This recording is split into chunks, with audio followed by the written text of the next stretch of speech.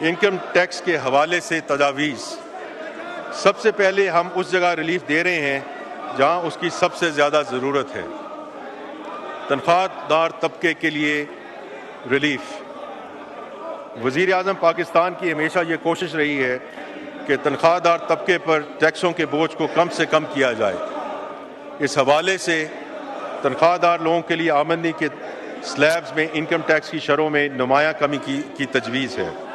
یہ ریلیف نہ صرف ٹیکس کے ڈھانچے کو آسان بنائے گا بلکہ متوسط آمدنی والوں پر عائد ٹیکس کے بوجھ کو کم کر کے انفلیشن اور ٹیک ہوم تنخواہ کے درمیان توازن کو یقینی بنائے گا۔ 6 لاکھ روپے اور 12 لاکھ روپے تک تنخواہ پانے والوں کے لیے ٹیکس کی شرح 5% سے کم کر کے 2.5% کر دی گئی ہے۔ جو لوگ 22 لاکھ روپے تک تنخواہ لیتے ہیں ان کے لیے کم سے کم ٹیکس کی شرح 15% کی بجائے 11% کرنے کی تجویز ہے۔ اسی طرح زیادہ تنخواہیں حاصل کرنے والوں کے لیے بھی ٹیکس کی شرح میں کمی کی تجویز دی جا رہی ہے۔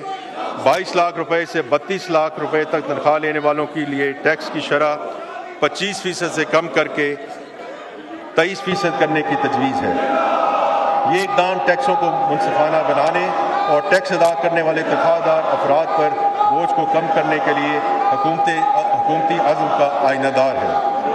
اسی طرح حکومت کو اس بات کا علم ہے کہ ملک کی بہترین پیشہ ور افرادی قوت کو اس خطے میں سب سے زیادہ ٹیکسوں کا سامنا کرنا پڑ رہا ہے، جس کے نتیجے میں خدشہ ہے کہ انتہائی باصلاحیت افراد ملک سے باہر منتقل ہو سکتے ہیں۔ اس لیے ملک سے برین ڈرین کو روکنے کے لیے 1 کروڑ روپے سے زیادہ آمدنی والے افراد پر عائدہ سرچارج میں 1% کمی کی تجویز ہے۔